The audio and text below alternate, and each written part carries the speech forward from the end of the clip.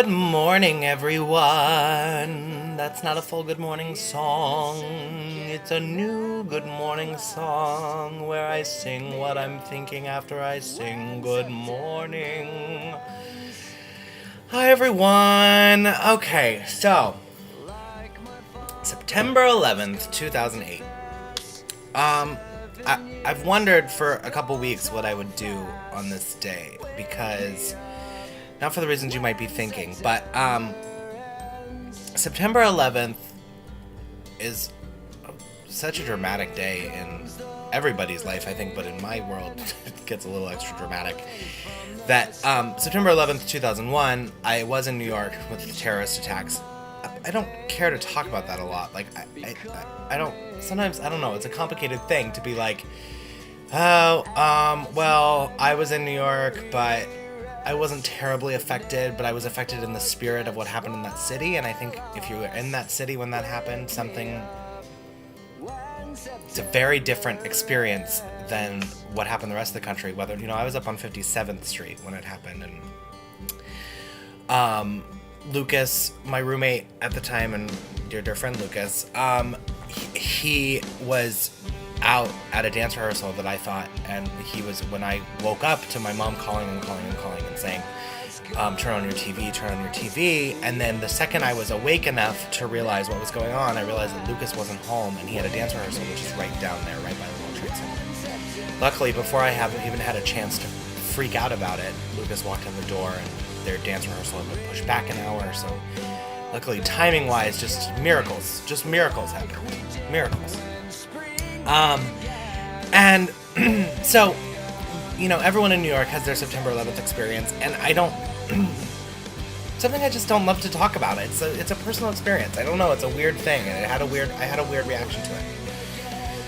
Years later, in 2004, the date September 11th took on a whole new meaning for me when, and this is the thing, I hadn't chosen whether or not I was going to talk about it on here, but you guys have been such an amazing support to me.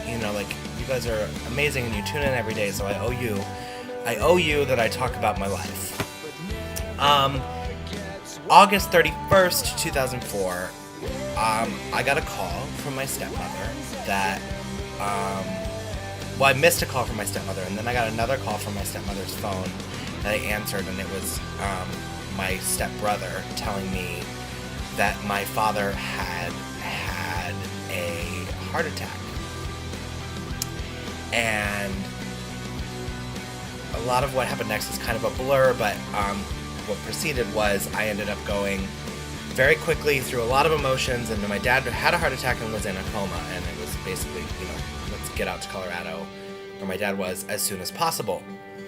So I did, and my brother did as well, and the next morning, first thing in the morning, we couldn't get out earlier than that, so first thing in the morning we were at the hospital. And when we got there, things were more grim than we had thought they were. We had expected to get there, and my dad was just in a temporary coma and would be up soon because we had been told he'd recovered from his heart attack. He was just in a coma. Well, it slowly, over the next couple days, became apparent that he had suffered some anoxic brain damage to the brain. And his coma didn't seem like he was going to be coming out of it, and if he did, how he would be, and what kind of life he would have. My brother and my stepmother and I were all kind of faced with the decision of that it was time that we had to take my father off of life support. And that was after a 12-day process. I mean, it was 12 days of us in the hospital dealing with just doctor. I mean, it was rough 12 days. And there's humor that happens and things like that. Like there's a story that I tell sometimes that there was one point, probably like 5 days in, that I went every day. I would go across the street. We'd get to the hospital and check in the morning and see how things were going, and then I would need some alone time, and I would go across the street and to this coffee shop across the street in Boulder, and I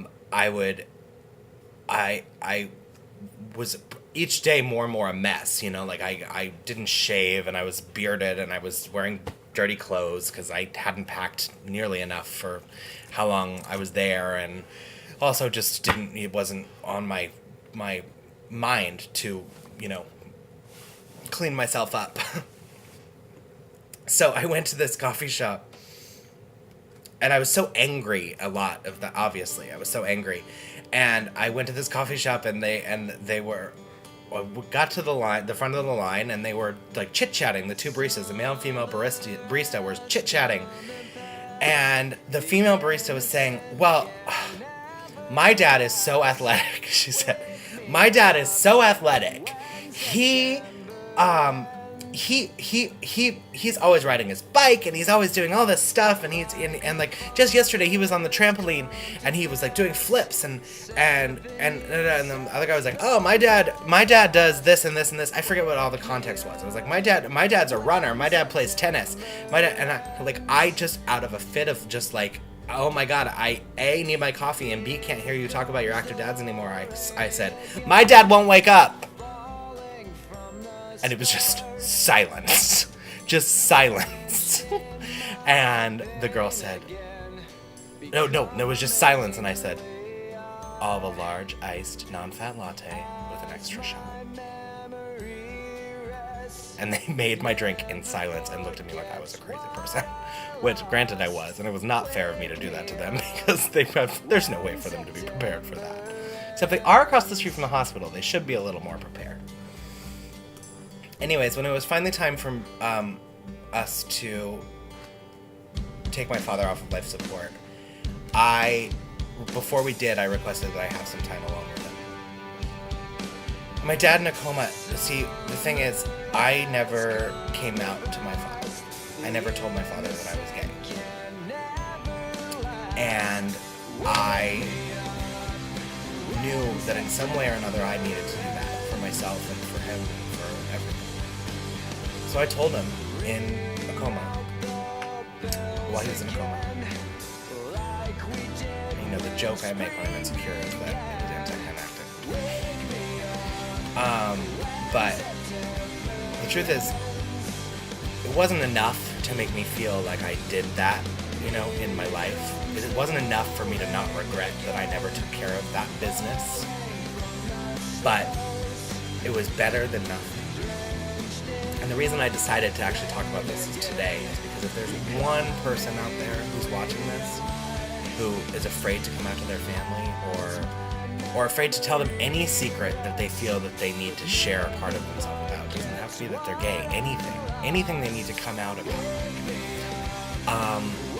Do it, because if you think you're going to regret it now, then you will. Because, trust me, it's worse. The regret's worse than you think it is. So if you think you're going to regret it, then you definitely will. So do it. And the regret feels worse than the fear of doing it. Anyways, very dramatic episode of the Ryan O'Connor Show today, huh? Anyways, I did want to share that with you, though, because it's important to me, and it's part of my life, and it's part of my day, and I actually feel better now that I do, and I'm grateful.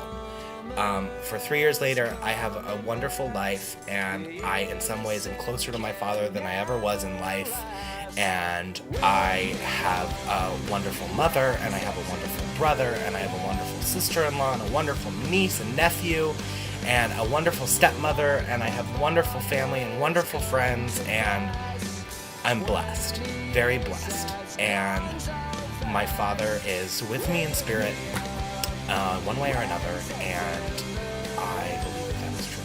So, anyways, that's my life on September 11th.